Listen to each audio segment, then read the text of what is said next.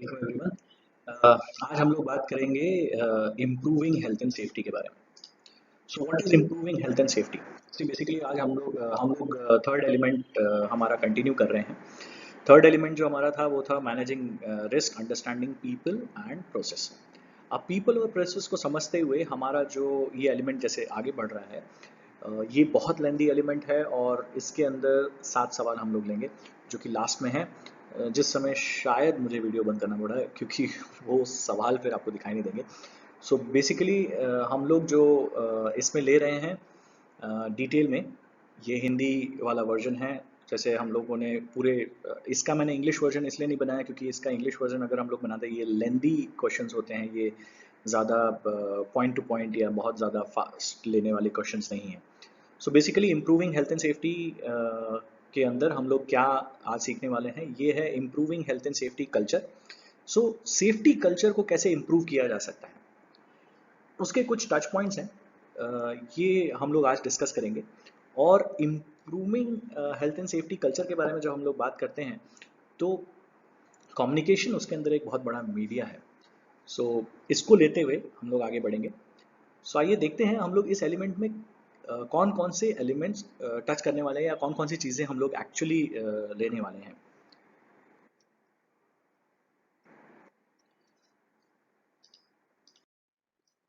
सबसे पहली चीज़ जो हम लोग इसके अंदर लेने वाले हैं वो लेने वाले हैं management committee commitment, management commitment and leadership. इसके बाद में हम लोग लेंगे competent workers, effective communication and cooperation and consultation, और उसके बाद में लास्ट में ट्रेनिंग। अब जब हम लोग इस एलिमेंट के बारे में खास जब बात कर रहे हैं तो इसे डिटेल में थोड़ा समझना ज़रूरी हो जाता है। क्योंकि जब हम लोग ऐसे बड़े बड़े शब्दों के बारे में सोचते हैं, सुनते हैं मैनेजमेंट कमिटमेंट एंड लीडरशिप, तो नेचुरली मैनेजमेंट कमिटमेंट और लीडरशिप होता क्या है? सो बेसिकली मैनेजमेंट कमिटमेंट और लीडरशिप किसी भी ऑर्गेनाइजेशन के अंदर सबसे पहले शुरू होता है management commitment from preparing a safety policy. Safety policy एक तरह से दूरदर्शिता है या विजन है किसी भी ऑर्गेनाइजेशन का कि ये हमारा ओवरऑल ऑब्जेक्टिव है हेल्थ एंड सेफ्टी को लेके। सो ये विजन या विजन स्टेटमेंट हो गया या सेफ्टी पॉलिसी हो गई, ये मैनेजमेंट की तरफ से आती है और जो ये दर्शाती है कि मैनेजमेंट का एक्चुअल कमिटमेंट लेवल कितना है। जब हम लोग मैनेजमेंट कमिटमेंट ले लेते हैं तो हमें ये पता चल जाता है कि हाँ जी, मैनेजमेंट कमिटमेंट तो है। लेकिन मैनेजमेंट कमिटमेंट सिर्फ पेपर पे लिख देने से हो गया क्या? नहीं, इसे आपको जताना पड़ेगा, इसे आपको दिखाना पड़ेगा। तो जब आप इसे दिखाएंगे कैसे? तो इसे दिखाने का तरीका है विजिबल लीडरशिप के द्वारा। तो विजिबल लीडरशिप के द्वारा जब आप ये सब चीज़ें दिखाने की कोशिश करते हैं तो विजिबल लीडरशिप हम बोलेंगे अरे इसे कैसे दिखाएंगे? So it is like behaving safely and setting up an example, मतलब लीडिंग बाय एग्जाम्पल। किसी भी ऑर्गेनाइजेशन के अंदर अगर सीनियर मैनेजमेंट लेवल है या मिडिल मैनेजमेंट लेवल है या हायर मैनेजमेंट लेवल है, अगर वो लीडिंग बाय एग्जाम्पल नहीं कर रहा, if they are not leading by example, तो क्या होगा? तो उस ऑर्गेनाइजेशन के अंदर जो सेफ्टी कल्चर सही मायने में होना चाहिए वो नहीं डेवलप हो पाएगा। क्यों नहीं हो पाएगा? यहाँ हम लोग बात कर रहे हैं किस चीज़ की? Improving health and safety culture. अगर मैनेजर खुद सेफ्टी फॉलो नहीं करता है या वो सेफ्टी को सही ढंग से नहीं ले पाता है या उसको सही दर्शा नहीं पाता है कि ये इस तरह से करना चाहिए एंड सी मैं इस तरह से करता हूँ तो तुमको भी यही फॉलो करना चाहिए, जब तक आप ये नहीं करेंगे तब तक उस ऑर्गेनाइजेशन के अंदर सेफ्टी कल्चर कभी डेवलप नहीं हो सकता। So basically behaving safely and leading by example, ये सबसे पहला पॉइंट आता है जब हम लोग बात करते हैं विजिबल लीडरशिप के बारे में। इसके बाद में दूसरा पॉइंट आता है involving in day to day activities. आपका involvement day to day activities के अंदर होना ही चाहिए। आपको ये समझ में आना चाहिए कि भाई सेफ्टी मीटिंग्स हो रही हैं तो आपको जाना है, मॉक ड्रिल्स हो रही है तो आपको जाना है, उसके अंदर पार्टिसिपेट करना है। If you don't do that तो क्या होगा? साहब तो आते ही नहीं, साहब का कुछ चलता ही नहीं, साहब कुछ दिखा बता मतलब वो भी यही देखेंगे ना, बहाने, वो भी बहाने ढूंढने लगेंगे चीज़ों को सही ढंग से करने के लिए। इसके बाद में जो लीडर्स हैं या सीनियर मैनेजर्स जो हैं, इनका पार्टिसिपेशन ऑडिट्स के दौरान, असेसमेंट्स के दौरान होना बहुत ज़रूरी हो जाता है। क्योंकि जब तक आप ये नहीं करेंगे तब तक आपको ये पता नहीं चलेगा ना कि कहाँ पे क्या चीज़ें चल रही हैं आपकी ऑर्गेनाइजेशन में। तो इसीलिए ऑडिट्स और असेसमेंट्स में, स्टडीज़ में, इसके अंदर रेगुलरली इन्वॉल्व होना बहुत ज़रूरी होता है, ताकि आपको ये पता चले कि कहाँ पे कुछ लोगों को प्रॉब्लम आ रहा है। क्योंकि जब कोई भी सॉल्यूशन के बारे में बात करता है, तो जो बॉटम लेवल है वो किसको लुकअप करता है? They all look up at you, कि यार साहब ने बताया, यस साहब ने बताया ना, करेंगे। सो बेसिकली एक लेवल ऑफ रिस्पेक्ट होता है लीडर्स का या विजिबल मैनेजमेंट में। तो वो लेवल ऑफ रिस्पेक्ट जो है वो तब आप दिखा सकते हैं जब आप उसको प्रमोट करेंगे, करेक्ट। इसके बाद में हमेशा आपको, जब हम लोग प्रमोट की बात करते हैं, तो you should always promote change. बदलाव को हमेशा आप प्रेफरेंस दीजिए, क्योंकि एज अ लीडर या एज अ मैनेजमेंट कमिटी आपको हमेशा ये देखना है कि अगर कोई आदमी कुछ सजेशन दे रहा है और अगर उसके अंदर बेहतरी है, तो डेफिनेटली उसे एक्सेप्ट करने में हमें कोई आपत्ति नहीं होनी चाहिए। सिर्फ इतना ही नहीं, हमें हमेशा सामने वाले की बात सुननी चाहिए। भले वो गलत हो, उसे समझाने का तरीका होता है, लेकिन अगर आप उनकी बात ही नहीं सुनेंगे तो आप कभी भी सेफ्टी कल्चर को इम्प्रूव नहीं कर पाएंगे। इसके साथ साथ में आता है एनफोर्समेंट। तो एनफोर्समेंट का जो तरीका है, ये मैनेजमेंट कमिटमेंट और लीडरशिप के ही बारे में बात हो रही है। उसके बाद में आता है एनफोर्समेंट। तो आपको एनफोर्स तो करना पड़ेगा कुछ ना कुछ चीज़। हमेशा आप पूरी तरह से छूट नहीं दे सकते, तो काबू कितना रखना है, कितना नहीं रखना है, ये भी आप ही के हाथ में होता है। सो this is basically overall about management commitment and leadership. इसके बाद में आता है कॉम्पिटेंट पर्सन। सो कॉम्पिटेंट पर्सन कौन है या कॉम्पिटेंट वर्कर कौन है? सो कॉम्पिटेंट वर्कर्स का मतलब क्या होता है? इसको मैंने एक बहुत छोटा सा एक्रोनिम दिया है, जिसे हम लोग कहते हैं KETA, किटा। तो KETA मतलब क्या होता है? एक कॉम्पिटेंट वर्कर के अंदर या एक कॉम्पिटेंट पर्सन के अंदर सफिशिएंट नॉलेज होना चाहिए, एक्सपीरियंस होना चाहिए, ट्रेनिंग होना चाहिए और एबिलिटी होनी चाहिए। This is KETA, knowledge, experience, training and ability. इससे क्या होगा? कोई भी काम करने के लिए अगर आपके अंदर नॉलेज नहीं है, एक्सपीरियंस नहीं है, ट्रेनिंग नहीं है और एबिलिटी नहीं है, तो आप काम कैसे कर पाएंगे? सो ये चीज़ें किसी भी कॉम्पिटेंट पर्सन की कोर रिक्वायरमेंट्स हैं। तो हमेशा याद रखिए, कॉम्पिटेंट पर्सन का रिक्वायरमेंट क्या है? कीटा, KETA। सो KETA को कैसे एक्सप्लेन कर सकते हैं आप? Knowledge, experience, training and ability. तो ये क्षमता आपके अंदर होनी चाहिए। इसके बाद में आता है तीसरा एलिमेंट, जो कि सबसे मध्य में है और सबसे ज़्यादा इंपॉर्टेंट एलिमेंट है। इसे हम लोग कहते हैं इफेक्टिव कम्युनिकेशन। कम्युनिकेशन कितना ज़रूरी है? अगर आपने सही ढंग से कम्युनिकेट ही नहीं कर पा रहे हैं, अगर आपकी इंफॉर्मेशन डाउन द लाइन जा ही नहीं पा रही है, तो कैसे लोगों को पता चलेगा कि आप क्या कहना चाहते हैं या क्या करवाना चाहते हैं या किस तरह से करवाना चाहते हैं? सुरक्षित ढंग से किस तरह से वो हो सकता है, उसके बारे में डाउन द लाइन इंफॉर्मेशन तो जानी चाहिए। सो this is all about effective communication. अब इफेक्टिव कम्युनिकेशन के कुछ मापदंड हैं, कुछ बाइफिकेशंस हैं। आइए हम लोग उन बाइफिकेशंस के बारे में बात करते हैं। तो इफेक्टिव कम्युनिकेशन कैसा होता है? तो इफेक्टिव कम्युनिकेशन में सबसे पहले क्या आता है? सबसे पहले आता है वर्बल कम्युनिकेशन, जो अभी हम लोग कर रहे हैं, वर्बल कम्युनिकेशन, मौखिक बातचीत। अब वर्बल कम्युनिकेशन के कुछ प्लस हैं, कुछ माइनस हैं। दूसरा पार्ट आता है रिटन कम्युनिकेशन। अब रिटन कम्युनिकेशन के भी कुछ प्लस हैं, कुछ माइनस हैं। इसके बाद में आता है ग्राफिकल कम्युनिकेशन। ग्राफिकल कम्युनिकेशन मतलब पोस्टर वगैरह, या ये जो हम लोग जो वीडियो शेयर कर रहे हैं, तो ये सब मिक्स है, खिचड़ी हो जाता है। Verbal communication can be mix with graphic by recording a video that can be री रिफर्ड। लेकिन verbal communication, can it be री रिफर्ड? एक बार आप बोल के चले गए तो क्या वो हो जाएगा? क्या वो सबको याद रहेगा? नहीं याद रहेगा। वर्बल कम्युनिकेशन बेसिकली कैसा होता है? वर्बल कम्युनिकेशन के अंदर आपने कोई भी बात बोली, सामने वाले ने क्या सुना, क्या समझा, कितना उसको समझा, कितना वो आगे कुछ क्या कर पाएगा, कैसे उसने इंप्लीमेंट किया, वो आपको लेना देना नहीं होता है। आप तो बता के चले गए। सो that is just verbally communicated. मैंने उसको बता दिया, I have informed him, so that's it. So verbal communication की ये बैरियर्स हैं। तो कभी भी कम्युनिकेशन जो है वो गलत डायरेक्शन में चला जाता है। वर्बल कम्युनिकेशन में मुसीबत ये होती है कि उसका कोई रिकॉर्ड नहीं होता। आपको ये नहीं पता चलेगा कि सामने वाला मतलब क्या करना, क्या करेगा, वो आप बता नहीं सकते हैं या सोच नहीं सकते हैं। लेकिन उसी जगह पे वर्बल कम्युनिकेशन के कुछ प्लस भी हैं। प्लस क्या है? आप उसके भाव भाव से देख सकते हैं, भाई इसको समझ में भी आया नहीं आया, हाँ लग तो रहा है समझ में आ गया, मतलब आप इतना अंडरस्टैंडिंग ला सकते हैं। इसके बाद में जब वर्बल कम्युनिकेशन होता है तो क्या हो जाता है? अब सामने वाले को उतना उत्साह भी तो होना चाहिए काम करने का। आपने तो बोल दिया कि यस आपको करना चाहिए, आप कर सकते हैं, यस आप कर सकते हैं, लेकिन वो आगे बढ़ता नहीं है।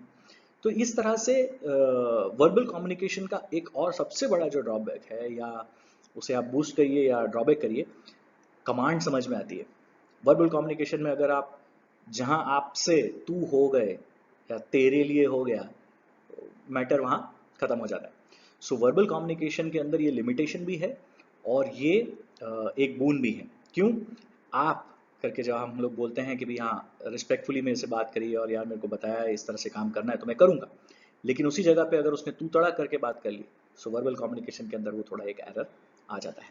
इसके बाद में आता है वर्बल कम्युनिकेशन के साथ में, वर्बल कम्युनिकेशन के बाद में दैट इज रिटन कम्युनिकेशन। अब रिटन कम्युनिकेशन का क्या है? रिटन कम्युनिकेशन जो है सबसे बड़ा ड्रॉबैक जो रिटन कम्युनिकेशन का है वो ये है, एक तो लिखित है, लोगों पढ़ते ही नहीं है, पेपर आया है हाँ ठीक है पढ़ा है बाजू में, कोई देखता ही नहीं है। लेकिन इसके कुछ बेनिफिट्स भी हैं। बेनिफिट्स ये हैं कि ये कम्युनिकेशन एक परमानेंट रिकॉर्ड है। मतलब आपको इसके अंदर आप कुछ चेंजेस नहीं कर सकते, आप इफ एंड बट नहीं बोल सकते कि हाँ नहीं नहीं नहीं, ये तो लिखित में आपने दिया है सर, बिल्कुल लिखित जानकारी है। लेकिन इसके अंदर भी लैंग्वेज का एक कंस्ट्रेंट आ जाता है। हर कोई ज़रूरी नहीं है कि पढ़ सके, हर कोई ज़रूरी नहीं है कि उन चीज़ों को समझ सके, हर कोई ज़रूरी नहीं है कि वो लैंग्वेज को पूरी तरह से समझ के आगे बढ़ सके। सो ये मतलब कुछ शब्द के मीनिंग समझ में नहीं आते हैं, कुछ लोगों को ऐसा लगता है यार ये तो खाली रिटर्न दे दिया, ठीक है पढ़ा है पढ़ा रहने दो। लेकिन ये मासेस में एक साथ में जा सकता है, और इसका बेनिफिट सबसे बड़ा ये है कि अगर आपने एक पेपर निकाला, एक पेपर के ऊपर लिखा, उसकी 10 जेरोक्स निकाली, 10 आदमी को दे दिया, वो एक ही चीज़ जाएगी। लेकिन वर्बल कम्युनिकेशन में ऐसा नहीं है, आपने अगर एक आदमी को बोला फिर दोबारा दूसरे आदमी को बोलना होगा तो कुछ शब्द बदल जाएंगे, सब शब्द एक जैसे नहीं रहेंगे, वो भाव एक जैसा नहीं रहेगा। Where as in written communication it is absolute, जो पहले को बोला है वही आखिरी को दिया है, तो सारों को एक जैसा कम्युनिकेशन नीचे ट्रांसफर होता है। इसके बाद में आता है ग्राफिकल कम्युनिकेशन। अब ग्राफिकल कम्युनिकेशन जो है वो पोस्टर्स हैं, वीडियो रिकॉर्डिंग्स हैं, ये सब चीज़ों से ग्राफिकल कम्युनिकेशन बनाया जाता है।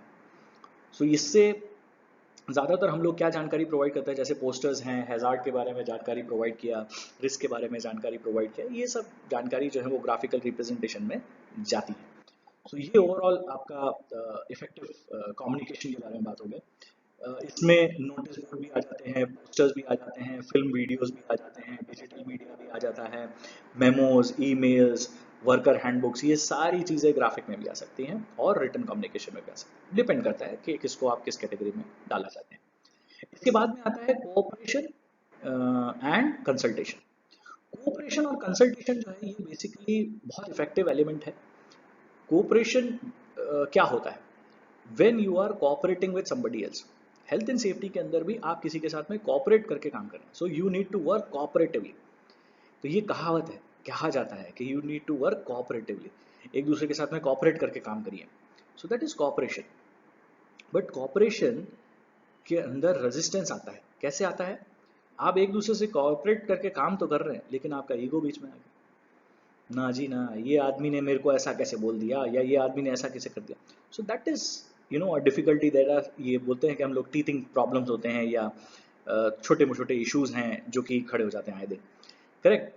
लेकिन यही चीज, कोई भी कार्य अगर आप कर रहे हैं और वो अगर आप कंसल्ट करके करते हैं, that is consultation. So consultation means आपने एक दूसरे से जानकारी ली, पूछा कि भाई कुछ भी चीज इंप्लीमेंट करने से पहले हाँ जी आपकी क्या राय है। सो इन कंसल्टेशन विद, मतलब जब आप किसी की बातचीत के अंदर कंसल्ट करके या राय लेके अगर आप कोई काम अगर करते हैं तो उसे कंसल्टेशन कहते हैं। करेक्ट। अब कंसल्टेशन के अंदर दो पार्ट आते हैं, that is informing and consulting. Informing का मतलब क्या होता है? आपने बातचीत तो करी सामने वाले के साथ, लेकिन आप सिर्फ बात करके निकल गए, लेकिन उसी जगह पे उसके अंदर आपने उसका रिव्यू नहीं लिया कि उसके क्या मत है, उसका क्या मत है या क्या है। So you have just informed, so this is informing. और कंसल्टिंग मीन्स आपने उनकी राय ली, उसके बारे में सोच विचार किया और उसके बाद हम आगे बढ़े। सो that is what you call consulting for a better cause and work. इसके साथ साथ में अब बात आती है कंसल्टेशन कब करना चाहिए। भाई कंसल्ट तो कर रहे हैं आप राय तो मांग रहे हैं, लेकिन राय कब मांगनी चाहिए?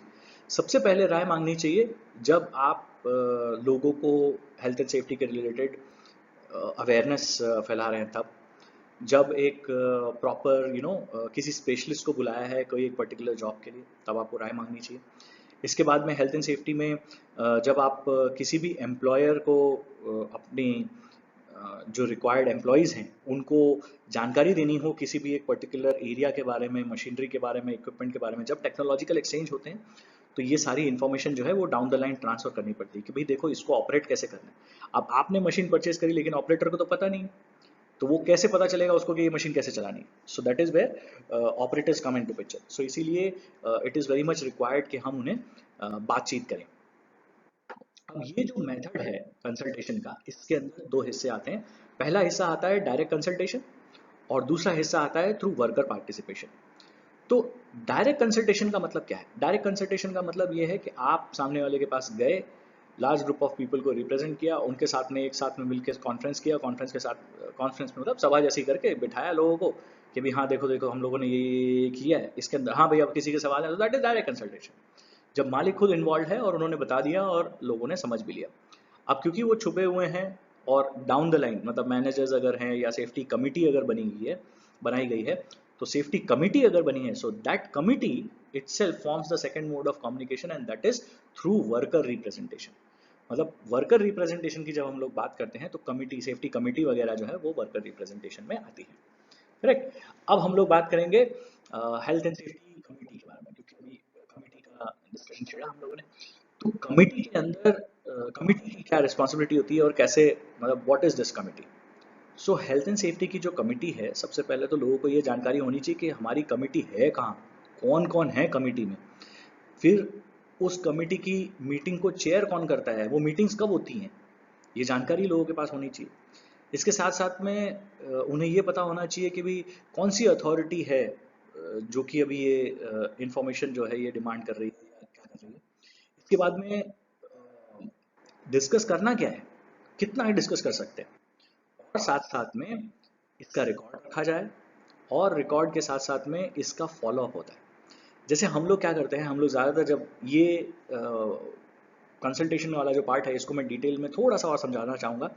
ये हम लोग क्या करते हैं, हम लोगों ने एक रिपोर्ट बनाई, वो रिपोर्ट के अंदर मुर्गा कौन था उसे ढूंढा, हाँ भाई गलती इसकी थी, लेकिन हमने रिपोर्ट के अंदर हमारा जो पर्पस था रिपोर्ट बनाने का, वो ये तो था ही नहीं कि हमें मिस्टेक फाइंड करनी है। हमें ये फाइंड करना था कि ये दोबारा ना हो।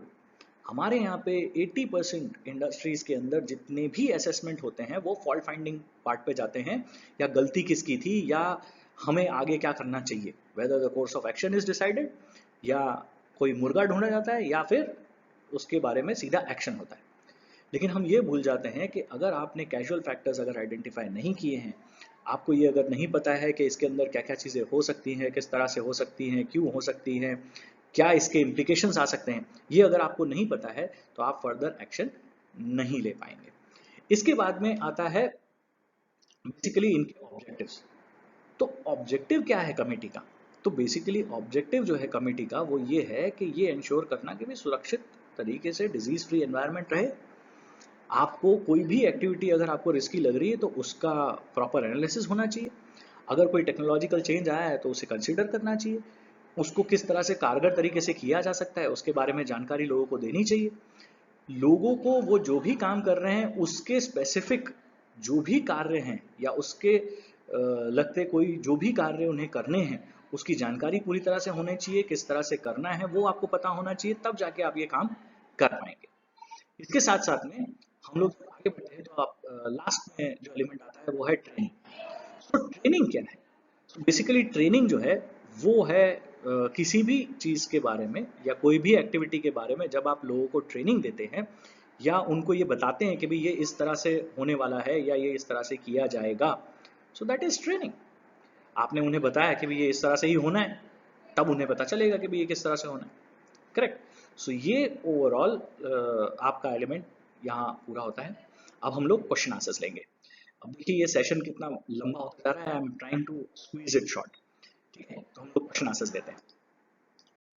क्वेश्चन आंसर के अंदर सबसे पहला सवाल, सबसे पहला जो सवाल है वो ये है कि list the factors that which indicates visible leadership of management. अब विजिबल लीडरशिप मैनेजमेंट की कैसे आती है? सो विजिबल लीडरशिप जो है ये हम लोगों ने ऊपर भी डिस्कस किया। सबसे पहले बिहेवियर, लीडिंग बाय एग्जांपल। दूसरा involving in day to day activities, regular activities के अंदर आपका इन्वॉल्वमेंट होना चाहिए। जो मैनेजर्स या सुपर मैनेजर सीनियर मैनेजर्स हैं उनको सेफ्टी टूर्स और ऑडिट्स के अंदर पार्टिसिपेट करना चाहिए। उन्हें जो ओवरऑल इनकी जो पॉलिसी है, लीडरशिप के जो पैरामीटर्स हैं या सेफ्टी हेल्थ एंड सेफ्टी के रिलेटेड जो एस्पेक्ट्स हैं उन्हें प्रमोट करना चाहिए, उन्हें इम्प्रूव करने के लिए उन डिस्कशन करना चाहिए, उन्हें प्रॉपरली एनफोर्स करना चाहिए और लोगों के सजेशंस भी लेने चाहिए। So these are the ways how you can these are the factors basically which indicates visible leadership in a management, correct? इसके बाद में question 2, what are the main benefits and limitation both of written and verbal forms of communication? Written और verbal form of communication के अंदर हम लोगों ने already बात किया कि वर्बल कम्युनिकेशन के लिमिटेशन क्या है और उसके बेनिफिट्स क्या हैं। सबसे पहले हम लोग वर्बल उसके बेनिफिट्स के बारे में बात करेंगे। सो बेनिफिट ये है that it is quick, personal and direct. So quick, personal and direct ये हो गया PQD, quick, personal, quick and direct. इसके बाद में आता है it always checks for understanding and feedback, क्योंकि आप उसके हाव भाव से पता लगा सकते हैं। तो ये आपके बेनिफिट है कि उसको समझ में आ रहा है नहीं आ रहा है। फेशियल एक्सप्रेशन, बॉडी लैंग्वेज को भी आप स्टडी कर सकते हैं। इसके साथ साथ में इसकी लिमिटेशंस हैं। अब लिमिटेशन क्या है? लैंग्वेज, सामने वाले को आपकी भाषा समझ में नहीं आ रही है, जैसे आप बोल रहे हो वो समझ में नहीं आ रहा है। कई बार लोग कुछ शब्द जो हैं वो धीरे बोलते हैं, कुछ शब्द जो हैं वो लाउड बोलते हैं। जैसे अभी हम लोग ये कम्युनिकेट कर रहे हैं तो इसके अंदर भी कुछ शब्द हाई जा रहे हैं, कुछ शब्द लो जा रहे हैं। तो ये कम्युनिकेशन है, ये वर्बल कम्युनिकेशन है। सो वर्बल कम्युनिकेशन के अंदर ये हाई लो जो पिच आती है उसके वजह से काफ़ी सारे डिस्ट्रप्शंस आते हैं कि कुछ लोग नहीं समझ पाते, कुछ लोग समझ पाते हैं, करेक्ट। इसके बाद में आता है उसने सही ढंग से नहीं सुना भाई, सुनकर अनसुना कर दिया। सो ये लिमिटेशंस हैं, करेक्ट। और इसके बाद में आता है रिटन कम्युनिकेशन। अब रिटन कम्युनिकेशन के मेरिट्स, रिटन कम्युनिकेशन के मेरिट्स ऐसे हैं कि अगर आपने लिखित में दिया है तो एक तो रिकॉर्ड में है। हाँ, ऊपर वर्बल कम्युनिकेशन में जैसे रिकॉर्ड में नहीं होता है वो, लेकिन अगर आप रिटन कम्युनिकेशन की बात करें तो वो रिकॉर्ड में होता है। It is a permanent record. आपने जो भी जानकारी नीचे दी है, एक आदमी को दी है, उसके जेरोक्स निकाल के आप 10 आदमी को दे दिए, वो सेम हो जाएगा। वर्बल कम्युनिकेशन में वो चीज़ नहीं होती, करेक्ट। इसके बाद में डेली इसकी लिमिटेशंस। अब लिमिटेशन क्या है? हर कोई आदमी पढ़ नहीं सकता। अब जो अगर पढ़ भी सकता है तो अगर उसके फॉन्ट छोटे बड़े हो गए या हैंडराइटिंग अगर सही नहीं है तो पढ़ने में नहीं आएगा। सो ये इसके लिमिटेशंस हो गए। अब हम लोग बात करते हैं तीसरे सवाल की। Describe the methods of broadcasting health and safety information, correct. अब इसे डिस्क्राइब कैसे किया जाएगा? तो डिस्क्राइब करना बड़ा आसान है। कोई भी ऐसे इंफॉर्मेशन जो कि वर्बल, रिटन और ग्राफिकल मीडिया से मीडिया यूज़ करते हुए इंफॉर्मेशन जब शेयर की जाती है, जैसे हम लोग अभी ये वीडियो बेस्ड लेक्चर्स ले रहे हैं तो वीडियो में जो इन्फॉर्मेशन हम लोग शेयर कर रहे हैं, सो दिस इज अगेन ब्रॉडकास्टिंग। इसके साथ साथ में आप ये अलग अलग प्लेटफॉर्म के ऊपर शेयर करते हैं। हम लोग बोलते हैं ना, लाइक, शेयर एंड कमेंट। सो इसी तरह से आप लोग इसे लाइक करते हैं, शेयर करते हैं, कमेंट करते हैं, तो और आप आगे, these are basically graphical representation. तो अब इसका एक एग्जाम्पल हम लोग लेते हैं कि ग्राफिकल रिप्रेजेंटेशन का सिंबल कैसा होता है। हम लोगों ने ज़्यादातर देखा होगा कि इमरजेंसी एग्जिट के ऊपर एक छोटा सा पोस्टर लगा होता है, एक आदमी विंडो से, दरवाजे से बाहर निकल रहा है भागता हुआ। दैट हम उस साइन से पता लगा लेते हैं कि this is emergency exit. So graphical representation इसीलिए इंपॉर्टेंट होता है, बिना किसी शब्द के इन्वॉल्व किए एक पिक्चर देख के भी, पिक्टोग्राम से भी आपको ये पता चल जाएगा कि this is emergency exit. Fire का सिलेंडर अगर रखा है तो वहाँ पे फायर का सिंबल अगर उन्होंने लगाया हुआ है तो आपको पता चल जाएगा that yes this is the exit. इसके बाद में हम लोग लेंगे चौथा सवाल, how can workers be involve in improving work place health and safety, define the difference between consulting and informing. तो सबसे पहले तो वर्कर्स का इन्वॉल्वमेंट जो है हेल्थ एंड सेफ्टी कल्चर को इम्प्रूव करने के लिए, उसके अंदर आपको क्या करना चाहिए? सबसे पहले तो आपको उनको एंकरेज करना चाहिए सेफ्टी कमिटी में, मीटिंग्स के अंदर पार्टिसिपेट करने के लिए। दूसरा, उनसे सजेशंस लेने चाहिए मासेस से कि भी कैसे चीज़ें होनी चाहिए, किस तरह से होनी चाहिए, इसे और सुरक्षित ढंग से कैसे कर सकते हैं, उसके बारे में आप उनसे डिस्कस कर सकते हैं और आगे फर्दर उसको इम्प्लीमेंट भी कर सकते हैं। इसके बाद में providing hazard spotting and defect reporting system. अब ये जो पॉइंट है ये बहुत इंपॉर्टेंट है।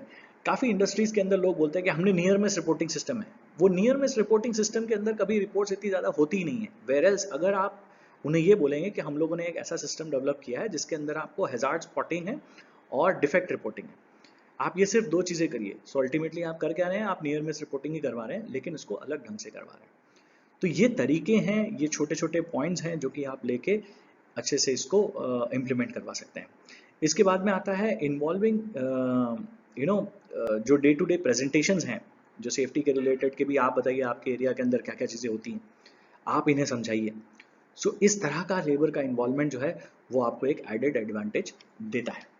इसके बाद में आता है पांचवा सवाल, what factor should be considered for safety committee effective working. इससे पहले हम लोग कंसल्टिंग और इन्फॉर्मिंग का जो पॉइंट है वो भी मैं टच कर देता हूँ।